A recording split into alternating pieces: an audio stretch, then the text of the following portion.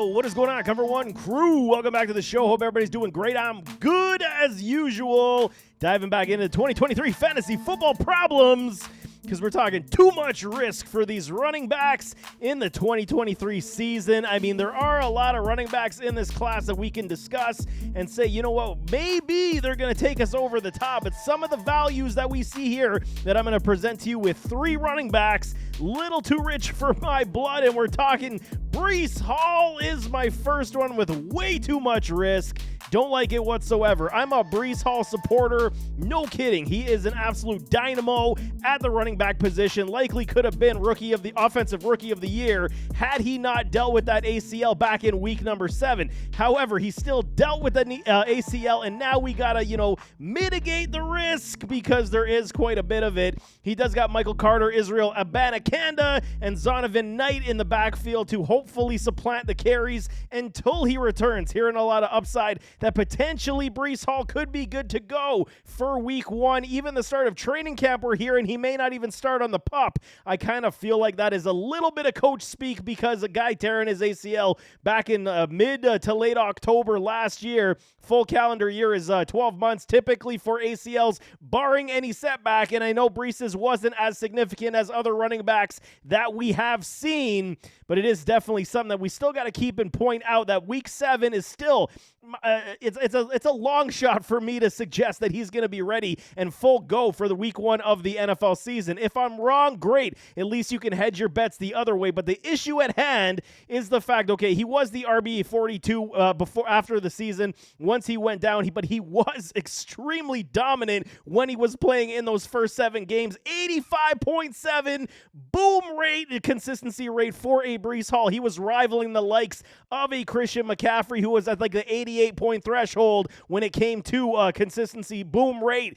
Breece Hall was booming all over the place, and with an Aaron Rodgers, we know his game should be uplifted that much more, but with drafting an Israel Abanikanda, you still got Michael Carter. Why rush a Breece Hall back if you're the Jets at this point? If you're making a run, your record is very good as you enter the second half of the season, going into, say, like week 10, 11, then you start to, pile on the carries for Breece Hall as he continues his rehab. So during fantasy football production, you may be regretting drafting a Breece Hall where he sits currently as the RB 11.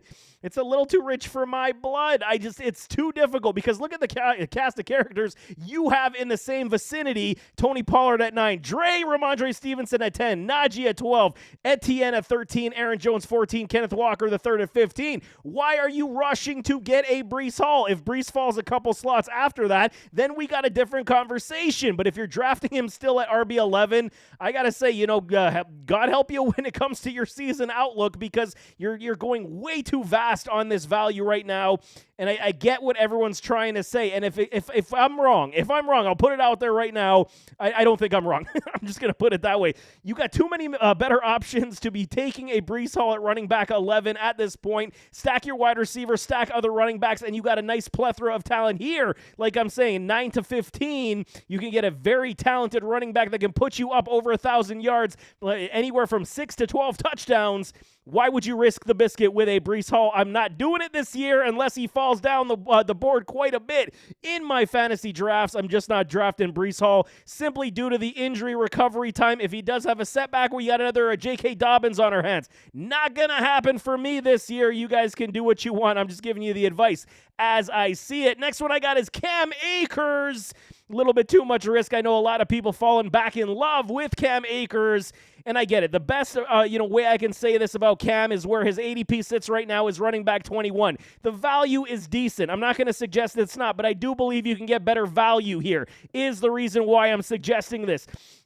A lot of the individuals in the market right now are going to suggest that Cam Akers, due to volume upside, is why you're drafting him and believing he's going to have that season. Fair enough. I will not be able to argue the potential volume upside because it should be there. However, this Rams team basically got blown up with all the high-priced free agents getting off the roster, and I completely understand. Matthew Stafford's arm is basically fallen off. He was flirting with retirement. Are we really, truly believing that this Rams team is going to pick up where they left off a couple years back when when they were Super Bowl champs?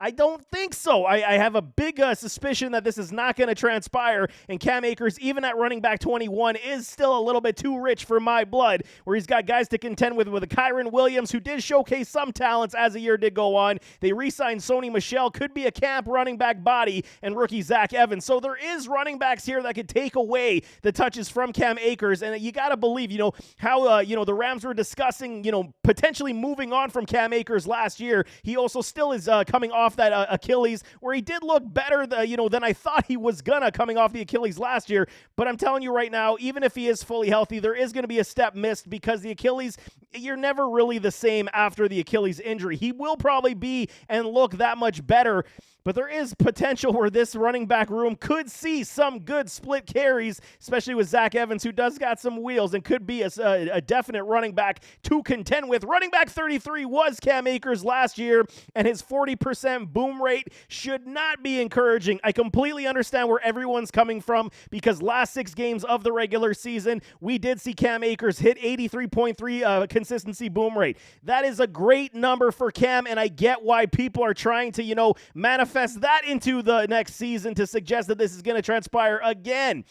It's just too rich for my blood. You got J.K. Dobbins at 18, Miles Sanders at 19. You're talking about volume upside. Miles should get the boatload of the work. Same with J.K. Dobbins. Dameon Pierce at 20. Dalvin Cook at 22. Once he finds his new club, that could increase and inflate as well. Rashad White, volume upside again. DeAndre Swift with those Philadelphia Eagles now, who love to run the ball, at 25. And you're going to go take your shot on Cam Akers at 21. I just cannot do it, man. Value to return on investment is the name of the game, even though I will say, and I will bite on the fact that volume upside will and should be here for Cam Akers. I just like these other dudes that much better. The Baltimore Ravens still going to run the ball a lot. Miles Sanders, volume upside for days. Dameon Pierce still going to see, the boatload of the carries, even with a Devin Singletary there. Okay, White and Swift. Swift is going to see it, barring any injury. Swift is going to be one of the bigger sleepers this year at running back. So for me, I am definitely passing on Cam Akers at this point on running back 21. I think there's much better value. You could easily snag yourself a wide receiver in that meantime and come back and get yourself anywhere from Miles to DeAndre Swift from 18 down to 25. I think the value is just too much goodness there, and I'm going to move on from Cam Akers this season. Good luck to you guys that keep on believing he's going to be a thing, man. Javonte Williams to finish this off on running back 3, and yes, I know it's easy to suggest running backs with ACLs coming on the recovery, they're an easy fade, because they are. But see, here's the situation with Javonte. His knee was, torn up quite a bit, and he sits at the running back 29. So the value seems to be fair at this point, where a running back 29 ACL tear back in week 4. He got on the field in mandatory mini camps, was a good sight to see. He does got Sam J. Perine, Tony Jones, and Taylor Beatty on the running back room right now, where you got to believe that Sam J is going to see a lot of early work early on to, take away the carries, and then they nurse, a Javonte back on the field. But I mean, with Russell Wilson dropping all the pounds that he did, new offensive system under a Sean Payton, we could see Javonte have a decent season. I just really question when the hell he's going to get back on the field, even more so than a Breece Hall. This is a big problem for me. Yes, he did look good on the field in minicamp. He is a youthful running back. He likely could heal that much quicker. I do see it. But I want to see this value dropped a little bit more. You see he finished RB 84 last year, obviously only played the 4 games, 25% boom rate in that horrific Denver Broncos offense under Nathaniel Hackett. You know that mark is definitely going to increase if he is healthy, and with a Sean Payton, you know that consistency rate is definitely going to go up the rise. But from 25 to 32, you got DeAndre Swift now and Alexander Mattison, who is now the lead back in Minnesota, David Montgomery, Alvin Kamara, barring his suspension situation. Alvin Kamara could be the biggest gem steal in fantasy drafts this offseason. Still is a risk right now. We still don't know his legal troubles to be settled at this point. Brian Robinson with the Washington Commanders, and my guy James Cook sitting at number 32, who could get a boatload of carries in Buffalo as well. You're really going to risk it with a Javonte Williams at running back 29 when you have these potential opportunities? DeAndre Swift over a Javonte at 25 rather than running back 29? I am in it all day long. Give me DeAndre Swift all day long.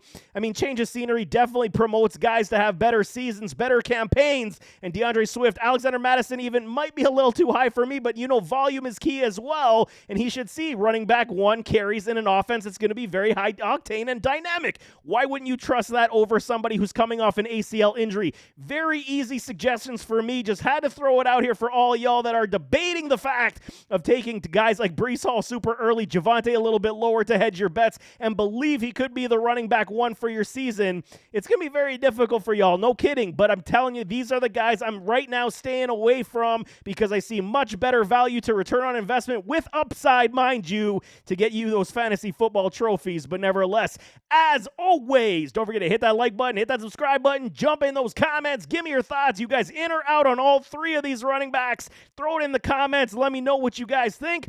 But we'll see you next time. I am out.